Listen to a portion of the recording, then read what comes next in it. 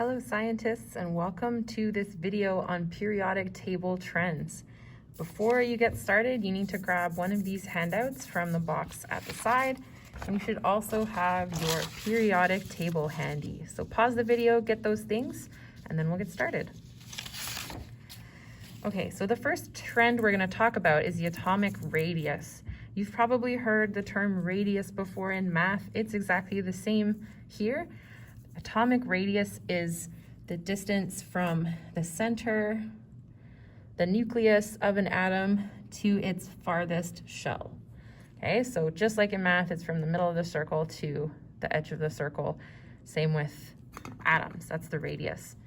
Now, you might be thinking, how on earth would you measure that? Because atoms are so small, and that's right. It's impossible for scientists to measure the atomic radius of the atom exactly, because the size of its energy shells cannot be specified exactly. We're just going to write shells on that blank. The size of its shells cannot be specified exactly. So too small to measure, and also electrons exist in kind of a cloud around the nucleus rather than easy to measure shells. So it's really hard to measure. So how do we get this? It's estimated by measuring the distance between the two nuclei when they are in a chemical bond. And then we divide that distance by 2 to get the atomic radius. So for example, if we have, here is sodium, and here is chlorine, we have our nuclei. Scientists can measure the distance between them, and then they know the nucleus, or the atomic radius of these. Okay. So across the periodic table, you might see some trends. So here we've got our alkali metals, lithium, sodium, potassium, and rubidium. As you go down the periodic table, the size gets bigger. And as you go across the periodic table, it gets smaller. So as the atomic number increases in a period, remember periods are the horizontal rows, there are more protons in the nucleus pulling on the electrons, pulling them closer. And this causes the atomic radius to shrink. So remember, protons are positively charged and electrons are negatively charged. So we have protons in the middle, electrons here. Opposites attract. So the protons are pulling the electrons and holding them in. Okay, so it's the more protons you have going across the row, the smaller your nucleus is going to be, because those protons have more positive charge to pull the electrons in. Now, as you go down a group, vertical row or vertical column, there are more energy levels. So, for example, if you're drawing Bohr diagrams, you would see lithium only has 2 shells or energy levels, and sodium would have to have 3, and potassium would have 4. So as you go down, you're getting more shells, so you're getting more layers on the outside. So as you go down, the atomic radius increases. More orbitals and electrons that are farther away are held less lightly, allowing the orbitals to be larger and the atomic radius to be larger as well. Okay, so the farther away, as you go down the group, you add another shell. Now it's farther away from those protons in the middle, so it's not going to be held on as tightly, and it's even going to spread out a little bit more because it's not being pulled into the nucleus as much as, say, lithium would. So as you go across, it gets smaller. As you go down, it gets bigger.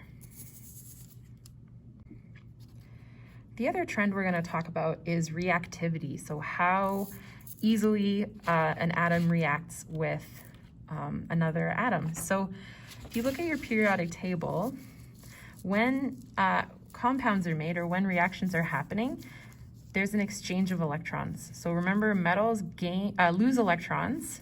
Metals lose electrons to become positive, and non-metals gain electrons to become negative ions.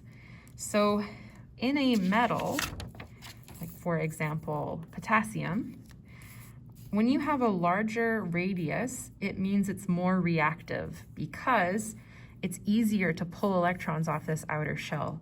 So for metals, the bigger radius you have, the more reactive you are. However, for nonmetals, which are trying to attract electrons, the smaller atoms with smaller atomic radius, their protons in the middle, so say fluorine, which we know is the most reactive halogen, their protons are here in the middle, and they have a strong pull on them. And if this is where their outer shell is, the outer shell is where electrons go when they're attracted, it's going to be able to pull electrons in from other atoms around it. Okay, so for a nonmetal, the smaller your radius is, the more reactive it is. So we're going to add that information over on the side. Go down here. So larger metals are more reactive.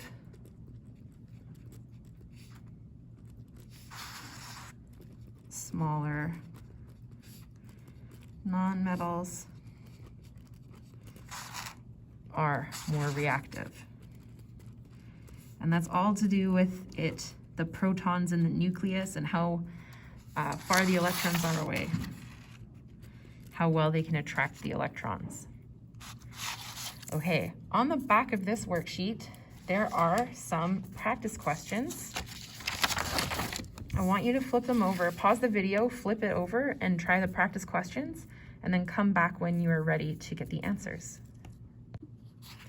Okay, welcome back. I hope you attempted this and aren't just watching it with a blank page in front of you, because that is how you will know what you understand and what you need to ask for help with.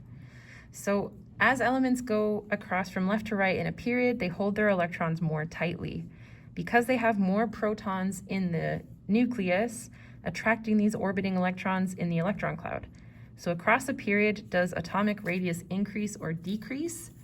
This one is decrease, because it's holding that electron cloud in more tightly. As elements go down a group, they have a whole additional energy level of electrons more than the element above them in the periodic table. Does atomic size increase or decrease down a group? This one is increase. Whoops, spelling mistake. Increase. Number 3, which would have a higher atomic radius, germanium or bromine? So here we have germanium, okay, and we have bromine here. They're in the same period, the same row, so they have the same number of shells. However, bromine has 35 protons versus germanium's 32. So there's more positive charges in the nucleus pulling those electrons in. So the one with the higher radius is going to be germanium. And that is because it has fewer protons pulling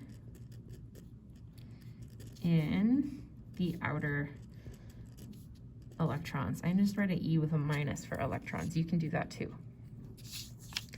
Okay, number 4, which would have a higher atomic radius, magnesium or phosphorus?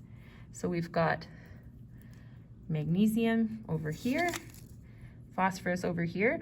This is actually the exact same thing as germanium or bromine. So the one with fewer protons, which in this case is magnesium, is going to have a higher atomic radius. So Mg,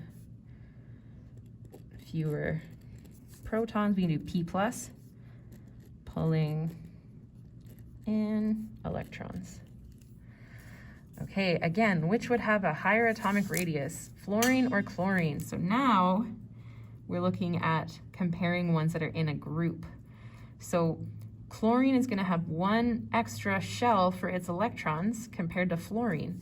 So chlorine is going to be the one with the higher atomic radius because it has one more electron shell. So that shell adds another layer and makes the atom bigger. Okay, rank these in the order of increasing atomic radii. So we're looking down here at silicon, chlorine, sodium, and fluorine. So we want order increasing. So we put the smallest one first. So we've got silicon, chlorine, sodium, fluorine. Now fluorine has one fewer shell, so it's gonna be smallest. And then the next one bigger than it, they're all in the same row now. So it's gonna be chlorine because it has the most protons. And then silicon because it has the second most, and then sodium. Okay, so this one only has 2 shells. These all have 3 shells. And then we've got 17 protons, 14 protons, and 11 protons. Okay, and lastly, rank these in order of increasing atomic radii. We've got sodium here, rubidium here, lithium here, and potassium here. Okay, are they all in the same family? That makes this easy. So we're just going down our column. So we've got lithium, and then sodium, and then potassium, and then rubidium. Okay, you might have missed this question here. This one, it wants us to label the periodic table. We're gonna put arrows showing how the atomic radius increases. So from the atomic radius increases as you go from right to left. So we're gonna draw an arrow like this. Increases. I'm gonna write radius increases. And then going down. So I'm gonna draw an arrow like this. Radius increases. Now I wanna add one more thing on here. So if you have another color, this would be a good place to use that. So I'm gonna use a nice bright red pen so you can see. I wanna add our reactivity. So for the metals, remember that reactivity increases as they get larger. So for metals, reactivity increases. I'm gonna write on this arrow, metal reactivity. Okay, and that's because these electrons are easier to remove because metals try to get rid of electrons.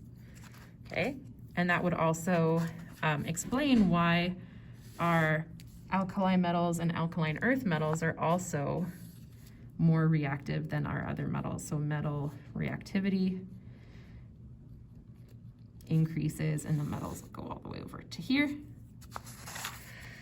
Now for non-metals, remember this is the opposite. The smaller the atomic radii or radius is, the easier it is for it to attract more electrons, which is what non-metals want to do. So I'm going to add an arrow over here. So metal reactivity, non-metal, I'm sorry. Non-metal reactivity. And also, as you go from left to right, non-metal reactivity, which explains why the halogens are more reactive than other nonmetals. Non-metal reactivity. Okay, I hope that's clear. Give your practice questions a try and let me know if you have any questions. See you in class.